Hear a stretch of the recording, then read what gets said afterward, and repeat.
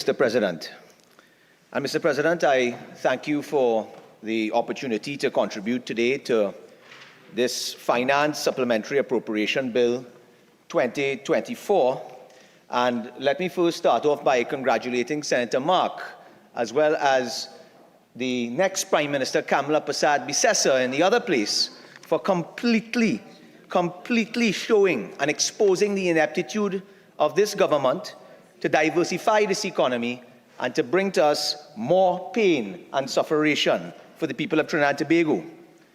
And, Mr. President, when I listened to this bill here today, and I listened to the Honourable Minister of Finance and most recently the Minister of Energy try to defend it, I can't help but feel, I feel it for the Minister of Finance. I do. He's been through quite a lot in the last few months, Mr. President. So it must be hard to deliver this here today. I mean, when I think about the amount of legislation that has been rushed to the Senate to try to keep us off the EU blacklist, and here we are today in 2024, June 2024, and we still are one of 12 countries that sit on this EU blacklist. I feel it for the Honourable Minister. Senator. Mr. President. Senator, you're very early in your contribution. It's an opening. However, it's not relevant to what you're responding to. Yes. Thank you, Mr. President. I hope I'm allowed to open, Mr. President. I'm simply opening because Mr. President, the Minister of Finance stated that this was the supplementary appropriation and also about the state of the economy. So when we're talking about the state of the economy, these things are relevant, Mr. President. It's his duty to talk about the state of the economy. 46.1, relevance. I spoke about revenue and expenditure. Senator Lyder, as you know, the bill at hand is on two specific areas. You're actually veering way off of it and you're going to be bringing too much into the contribution, and I ask that you keep it relevant to the bill at hand and Thank what you. has been raised. Thank you, Mr. President. Mr. President, when I look at this bill here today, I am certainly confused as to why we are here asking for this $2.3 billion more after 9 years of PNM mismanagement.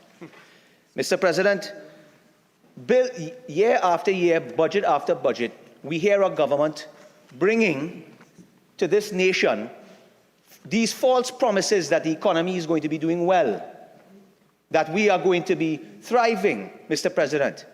And year after year, we come at the mid-year review to hear the government asking for more money, pushing our debt even higher.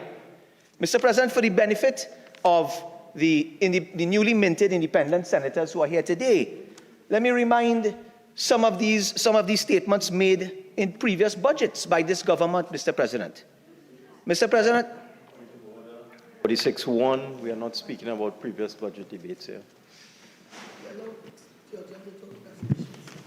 Senator Lyder, the context is very crisp, but you cannot go outside of the realm. We are dealing with an appropriation of expenditure for this financial year. Yeah, well, thank you, Mr. President. Mr. President, I just stood up here and heard a Minister of Energy go at length of totally irrelevant things, and we sat down here and allowed him to say what he had to say, Mr. President. But I have to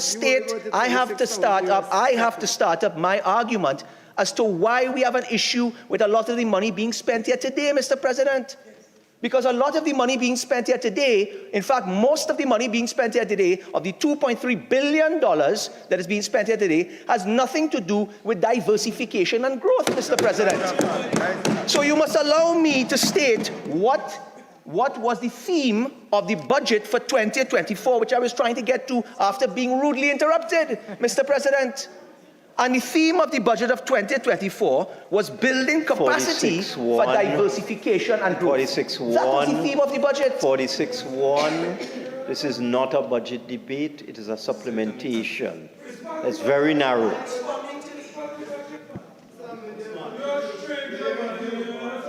Senators, Senator Mark. Standing order upheld.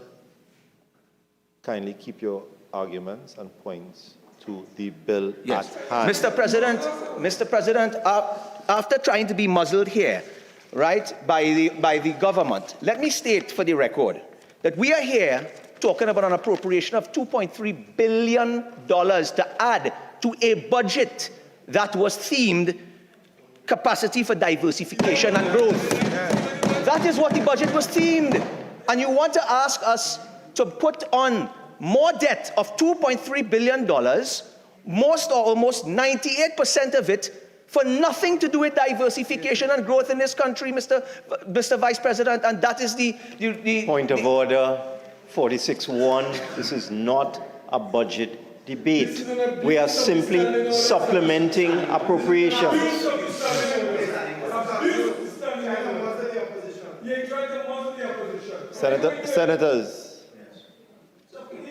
Senators, if Senator Lyder, if your contributions and the debates have to go on, we will do so by the standing orders, which are the rules of this House.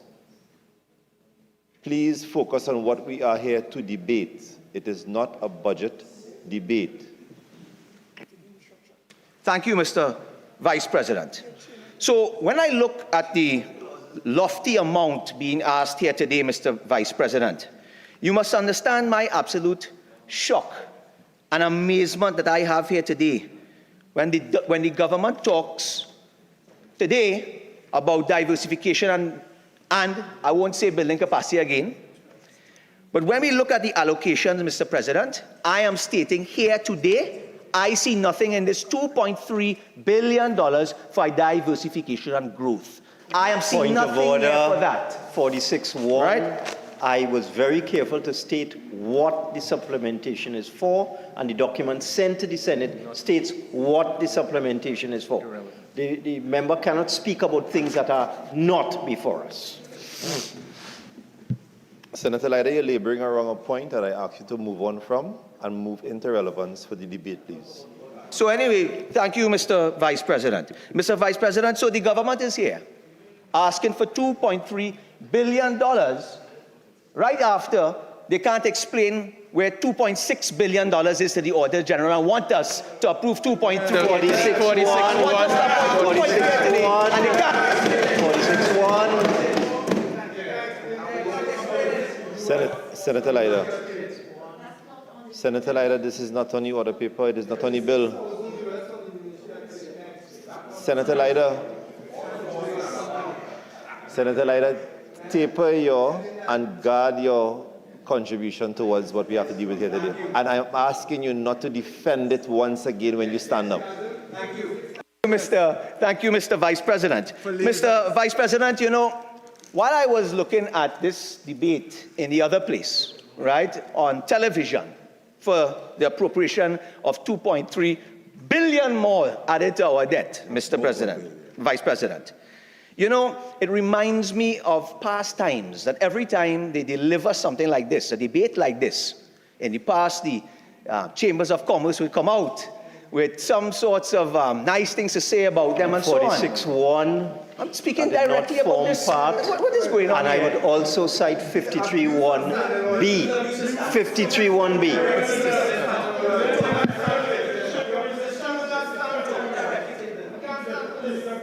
Senators, once again, senators,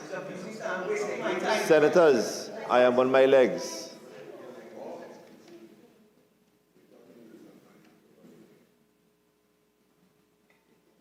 Senator Lyder, I caution you once again on your contribution and the angle you're taking. Please keep it relevant, and every time you have to rehash, you're repeating yourself. 53-1 held as well.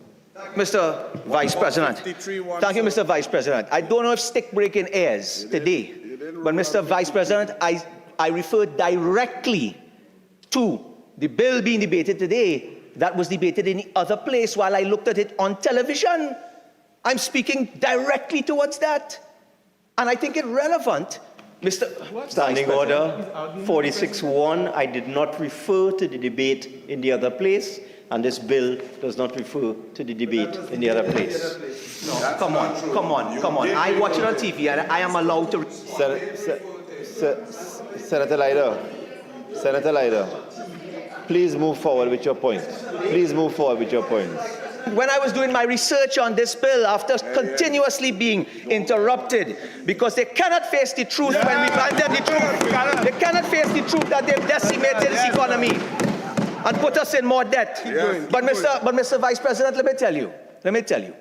While I was preparing for this debate, I read the newspapers. I had to read the newspapers to listen to what other people said, because I don't want this government to come and continuously say the UNC any report in the newspapers cannot be on this bill before the Senate today, because those reports would be tomorrow.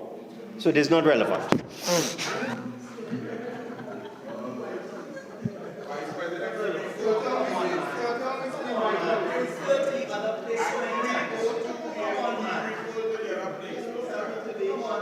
Senator Lyder, that's just a point of use of English. Continue. Thank you, Mr. Vice President. Thank you for being fair to me today. Because, Mr. Vice President, what they don't want to hear is the responses coming from the private sector and the business chambers about what we are discussing here today, because they looked at it on TV just like me, Mr. Vice President.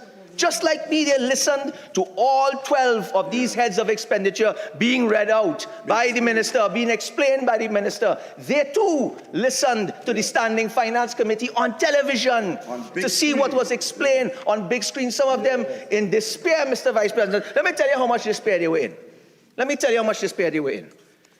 Because according to The Guardian, on Saturday, the 8th of June, that had been right after. Here it is. And I quote, the Trinidad and Tobago Chamber worries about expansion of our fiscal debt. We spoke about that today. Mr. Vice President, people are worried about the deficit. The $9 billion, if they spend all the money, probably going to be more, Mr. Vice President, before we're done. But $9 million at least, billion, at least. Thanks for correcting me. I'm glad you corrected me. Mr. President, the same papers, The Guardian, the Tuna Chamber of Industry and Commerce is not encouraged by the review.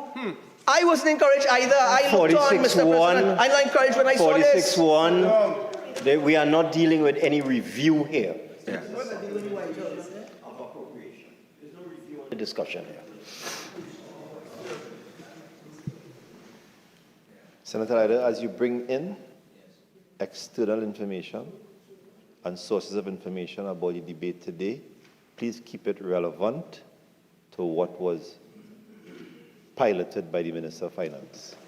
What was relevant, Mr. President? The fact that according to the Guardian Business on Saturday, the 8th of June, in an article entitled, Budget Review Disappoints Business Groups. All the business groups disappointed, and I'm being shocked again. 53(1)(b), point of order, continuous repetition after being warned repeatedly. 53(1)(b), Mr. President. Vice President. You want to tell the Vice President what to do? Senator Naked, I'm sure you're going to have your time to speak. There's a standing order for that. Senator Lyder, continue focusing on the following. Thank you, Mr. Vice President. So, Mr. Vice President, imagine we are here today debating a bill for asking for $2.3 billion, making a record total spend in the history of Trinidad and Tobago. Mr. President, they spend it for $70.7 billion, Mr. Vice President. $70.7 billion. Mr. Vice President, you know what this is? I heard the Honorable Minister of Energy speak about $30 billion by the UNC putting debt. You know how much more debt this government and PNM is putting on? Close to $70 billion more in debt they are putting to this. Over $130 billion this country is in debt. And the Honorable Minister of Energy talks about the UNC with $30 billion. Our great-grandchildren will have to pay for this debt, Mr. Vice President. Mr. Vice President, so we are looking at a $9 billion deficit. Imagine that. That is more than $6,500 more debt that each citizen in this country has to now take on their backs, Mr. Vice President. Mr. Vice President, over $130-something billion they've taken us to. And then you're telling me, and I heard it here earlier, you're telling us here to expect 3 more years of hardship? Yes, I heard several people, including the Minister of Energy, reference that. But it was in an Express article on June the 6th when the Honourable Minister of Finance stood up and told the nation that more than 3 more years of hardship, and the Minister of Energy discussed it. I'm 46-1 is going into the past. We're debating a supplementation bill.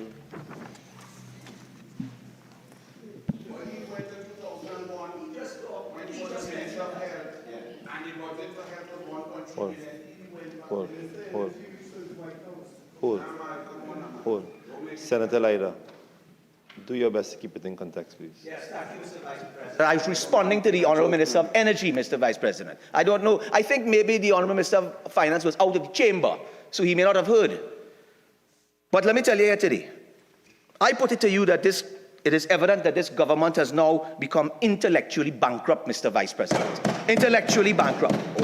And, you know, the Honourable Minister, in case I get stopped again, the Honourable Minister of Energy stood up here, and I think he spent about 5 to 7 minutes talking about the IMF and Article 4, and went in depth about the IMF. So I would like to respond to the Honourable Minister of Energy here today, Mr. Vice President, because he made mention that the UNC never dealt with Article 4. But let me remind this entire Senate here today that it was in 2014, Mr. President, that we had the consultation with the IMF with the Article 4. And let me tell you what they told us to do then. Let me tell you what they told us to do then. They told us at that point in time, they told that we must reduce subsidies, fuel subsidies. That's what they told us, we must reduce fuel subsidies at that time. But the Honourable Kamala Prasad-Visesa decided, and she knew that that would cause hardship upon the people of Trinidad and Tobago, and she refused to do it while the economy was growing, Mr. Vice President. Mr. Vice President, they advised us as well too.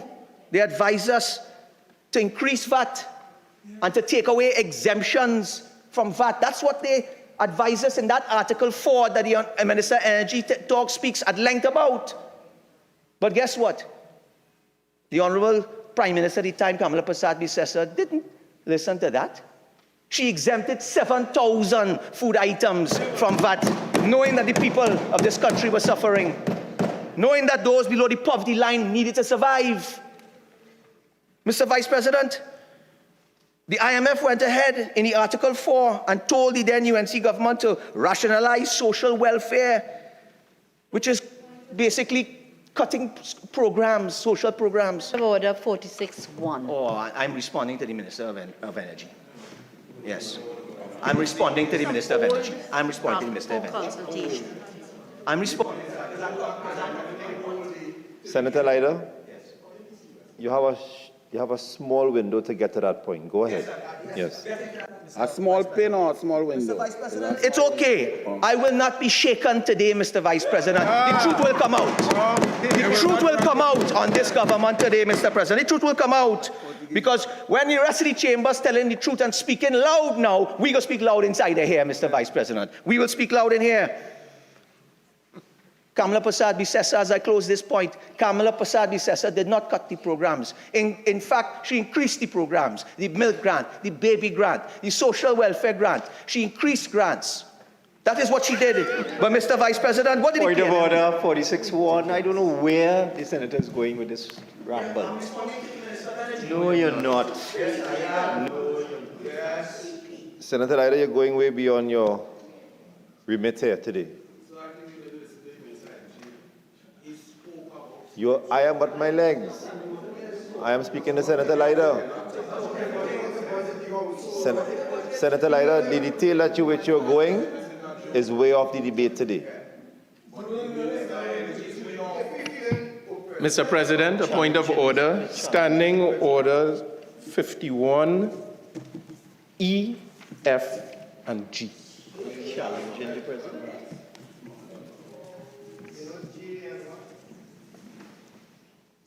Let us not let the emotions get the better of us today. Senator Lyder and all those involved here today, present, please allow the dignity of this House to remain. Continue. Thank you, Mr. President. Mr. President, the government continues to mislead the population as they did today, talking about the IMF report, how we're in a safe place. That was the Minister of Energy stating that. That's why I was getting to that point. So the point is that they continue to mislead us.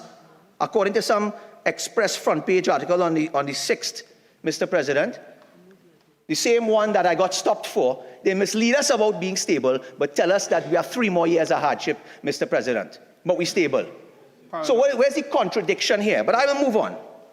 Mr. President, going now to the allocations in the bill, right? I will focus on the bill here now, Mr. President. And when we look at head number 80, my dear friend is here with me, head number 80 for $21 million to the Ministry of Tourism, Culture and the Arts.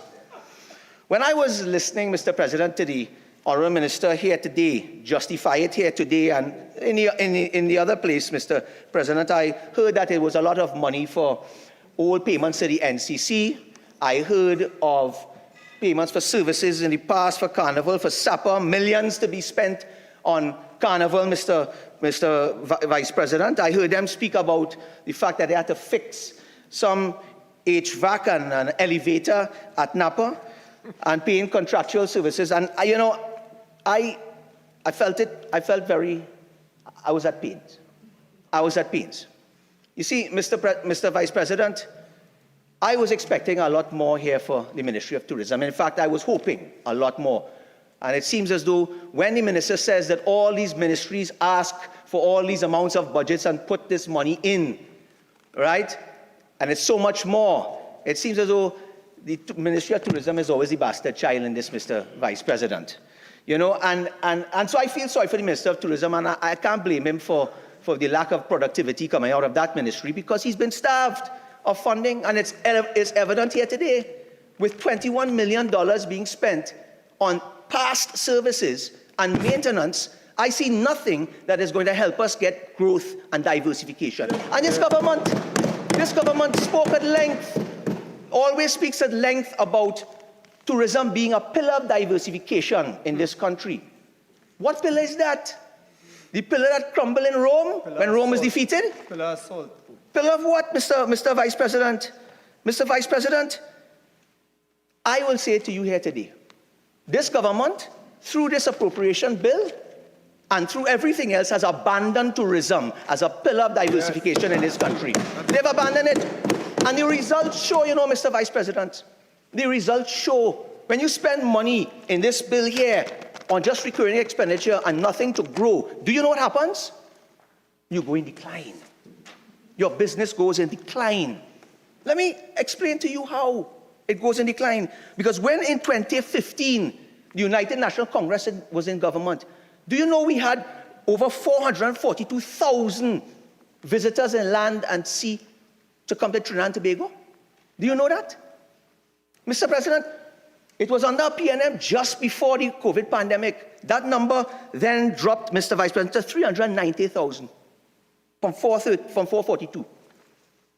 And do you know, Mr. President, right here, it dropped again, Mr. President, just last year to 310,000 visitors here to Trinidad and Tobago.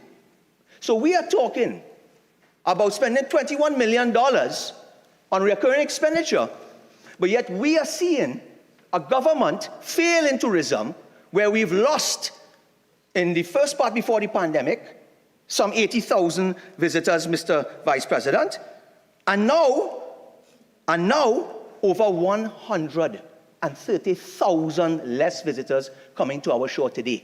Mr. President, that is PNM failure for you, Mr. Vice President. That is PNM failure for you. And don't let them tell you about the Carnival figures. All this money going to pay for the NCC, right? Of this $21 million going for the NCC. But let me tell you the Carnival figures, because I did my research too with the CSO. Not by guess, Mr. Vice President. When the UNC was in government, the last year we were in government, 2015, we had 48,000 visitors for Carnival. 48,000. You would not believe, Mr. Vice President, again, pre-pandemic, 2019, they dropped to 42. They're in decline. And then, Mr. Vice President, when the rest of the world woke up after the pandemic, while Mexico, Cancun, was booming, Antigua booming, guess what? 35,000 visitors, a 26% decline under this PNM government in the last carnival, and we are appropriating money to pay the NCC. Well, boy, they finally get one good employee there now. We finally get one good employee there now. And I'm sure she will hold this government to account. I'm sure of it. I'm certain of it, Mr. Vice President. Mr. Vice President, when I look again at head number 15, on the Tobago House of Assembly, I see some $50 million being allocated for the cleanup of a national disaster that impacted Tobago by epic proportions, Mr. Vice President.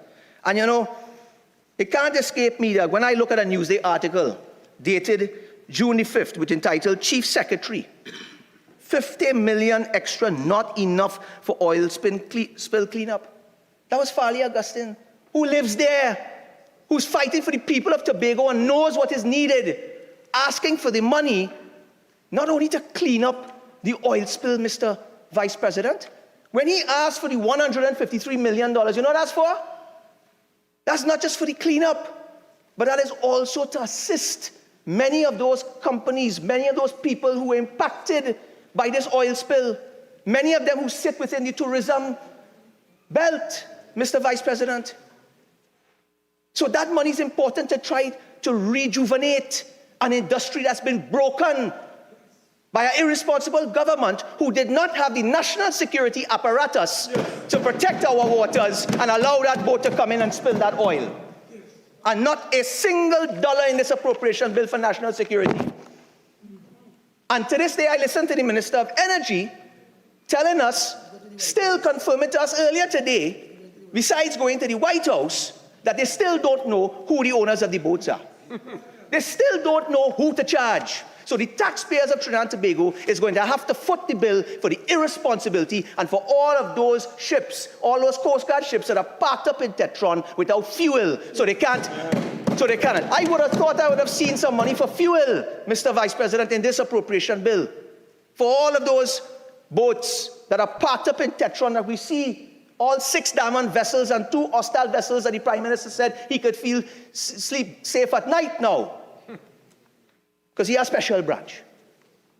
But all those boats parked up with no fuel, and an entire tourism industry, an entire island, and the beauty of Tobago destroyed because of the irresponsible nature of this government, Mr. President. And that is why they will pay for it, Mr. President. It was 14-1, it's going to be 2-0 across there when the general election comes.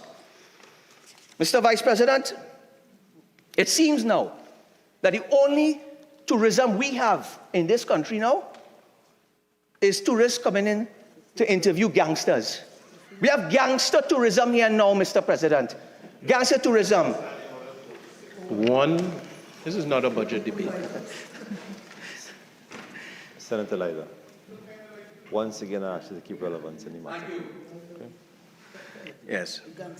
So, Mr. President, as I close off that point on tourism, I just want to say to you that unless this government, besides this $21 million being appropriated here today in this bill, if this government doesn't get us off the watch list and off the different advisories coming from Canada, US, and New Zealand, we'll continue to decline in tourism, Mr. Vice President, unless they spend money on tourism and on national security to bring the tourists here, Mr. Vice President. No amount of $1.2 billion spent on an airport wing in Tobago is going to impress us. Okay? And 2 hotels that ain't seem to bill us yet is going to bring tourism if you don't put the money and spend the money on tourism. $21 million for recurring expenditure when they already were starved in our budget is totally insufficient, Mr. President. I will move on here now. Mr. Vice President, I was looking at the head number 42, which is under the Ministry of Rural Development and Local Government. I was hoping if the minister would be able to just confirm. I know he read out some expenditure, but I was wondering whether any of that expenditure, he can tell me if it's yes or no, is for this ministry for the desilting of rivers. I saw an article, maybe he can tell me in his wind-up, I saw an article in the newspaper, Mr. Vice President, I think it was the Newsday article on June the 8th when Senator Avinash Singh, the minister in the Ministry of Agriculture, had said that some 17 million was given for clearing and desilting of drains, and this was an effort by rural development and local government. I want clarity if that $17 million is there for that. He said this would benefit farmers substantially. That is what he said. So if it is 17 million, I'm happy it's appropriated there. But I'm saying to you, $17 million can barely cut it, Mr. Vice President. After 9 years of this government allowing the river courses in this country to grow mangrove and silt and neglecting it, a drizzle will fall and farmers' land will be flooded out. So $17 million is nothing, Mr. Vice President. So I only hope under the Ministry of Works and Transport, where I see about 50 million being provided for the drainage division, I only hope that after 9 years of neglect, with an election pending, right, I only hope that the people will benefit and not have to lose all their possessions in their homes this year again, not have to lose their fridge and stove, not have to lose their livelihoods and some of them their lives. Because it's an election year, Mr. Vice President, we know that. So we hope the marginals will be happy with what is spent in that area, Mr. Vice President. We hope the marginals will be happy. But Mr. President, once again, another pillar of diversification neglected by this government. Agriculture. Another one neglected. When I was looking through these 12 over and over, listening to the television to hear them speak about the worst problem that's impacting the citizens of Trinidad and Tobago, who are farmers. This problem of Paradia larceny, this unit still continues to be underfunded, under-resourced, and not a single dollar put inside of this to protect the farmers of this country, Mr. President, who continue to complain about their lives and livelihoods being impacted by crime in this country, Mr. Vice President. There's out-of-state crime in this country, so nothing there for rural development. Mr. Vice President, I want to speak about something now. I heard a lot spoken about foreign exchange and foreign reserves and so on, Mr. Vice President, right? Because if you're not going to do anything for farming in this country, to reduce the over $5 billion food import bill, if they're not going to do anything about that, then we have to look for other ways to try to bring foreign exchange in this country. Because we have a foreign exchange problem. I just heard the Minister of Energy say, no, the problem is not that bad. We have 8 months cover. That's what he told me here, Mr. Vice President. Mr. Vice President, let me tell you this. I want to say this to you. In 2015, Mr. President, when the government left office, UNC government left office, we left official foreign reserves at $9.93 billion US. That's where we left it. You know where this government has taken it today? Mr. Vice President, let me tell you where they've taken it today. In 2019, right before the COVID pandemic, they took it down to $6.32 billion. And now in 2024, it's at $5.36 billion US dollars. They have taken more than $4 billion, almost half. They've wiped out almost half of our foreign reserves, Mr. Vice President. This is not fiction. That is fact, Mr. Vice President. So when I come in this appropriation bill today, and I look at heads number 23 and 39, I have a concern. I have a concern when I listen to the justifications on the live stream, and I heard it here again with the minister here today again. Mr. Vice President, under head 23, a large portion of this money, $90 million, about 13 million US dollars, which this is under the Ministry of the the Office of the Attorney General, about $13 million US dollars being used for foreign lawyers. Just pay lawyers outside. Foreign exchange gone again. Mr. Vice President, when I look at the $107 million principal and an additional $50 million in interest, TT dollars, payment to head 39, which is part of a repayment for RBL at WASA, and notice the minister went way past that fast. He didn't get into the details, but I was watching TV. I saw the details, Mr. Vice President. a loan through WASA. A loan through WASA. You know how much this loan is for, Mr. Vice President? Let me tell you how much this loan is for. $60 million US. This loan is for. Senator, you have 5 minutes remaining. So we are talking here, Mr. Vice President, of roughly $35 million US more in these two pieces. Heads of expenditure. $35 million US more gone. And we have a scarcity of US dollars, Mr. President. And who is going to be impacted by that, Mr. Vice President? When we know more than $1.5 million US in foreign direct investment have exited our shores. When we hear the minister try to talk about, oh, Petrotrin didn't give us any US dollars, it was $300 million US a year Petrotrin was bringing in and circulating around this economy. All of that is gone.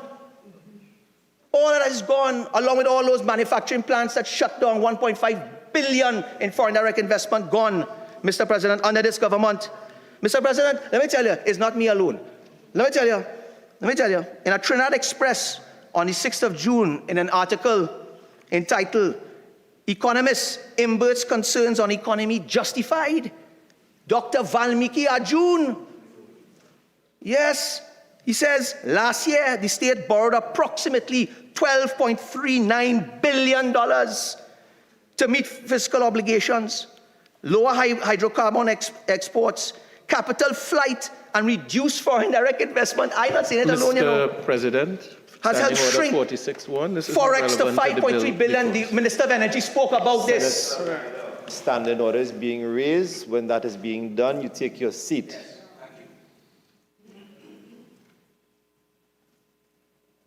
In your wrap-up, keep it relevant, please. Responding to the Minister of Energy, who says we okay with the foreign reserves. I'm saying to you that Valmiki Arjun said the reserves dropped to $5.36 billion and is artificially propped by external borrowing and raiding, well, he didn't say raid, but I saying raiding the Heritage and Stabilization Fund. Artificially propped, Mr. President. So when I hear the Minister of Energy tell us we have 8 months cover, it is artificial conversation. The goodly gentleman is speaking, the goodly minister is speaking about today, Mr. Vice President. That is what it is. So that is what it is. And who gets impacted here? When all this foreign exchange is gone, down to $5.36 billion, when it's all gone, you know who's impacted? The small and medium and micro enterprises, Mr. President, who can't get $500 in our bank. And up to now, they boasted about a SME grant out of Exim Bank, not a grant, facility for SMEs, and not a dollar as yet. But they're talking about foreign exchange being safe. Relevant, Senator Lyder. You have 1 minute remaining. Yes, thank you, Mr. Vice Sorry, President. I don't need... Sorry, you have 2. Mr. Vice President, I don't need 2, you know. I only need 1. Because I think, Mr. Vice President, the way in which they were jumpy like ants in their pants, they realize the truth is all coming out today. They realize they are being debunked today. And the media will pick this up. The media will pick this up, Mr. President. So, Mr. President, as I close, it is no longer an assumption anymore. It is no longer an assumption anymore. I am fully clear that not only the UNC, but also other citizens in this country, including the business chambers who were once very quiet, are now very vocal. When you see they get vocal, Mr. Vice President, you know we're in trouble. You know we're in trouble because it impacted their pocket now. It impacted their pocket now. So they're vocal now, Mr. Vice President. Mr. President, it is clear to me that the government is bankrupt of ideas, devoid of vision, and absolutely incapable of managing the affairs, financial or social, of Trinidad and Tobago by when I read this appropriation, Mr. Vice President. Mr. Vice President, this supplementary appropriation has fallen short and missed the mark as it pertains to this government's overall theme for this year in the budget, which is building capacity for diversification and growth. This bill does not help diversification. It contributes nothing to economic growth, and it sees billions more of our taxpayers' money being used by this government to pay all debts, for mismanagement, Mr. President. And it puts us in a position where our country and our economy will continue to fall off the precipice right into the net of the IMF. I thank you, Mr. Vice President. Senator Dr. Dylan Remy.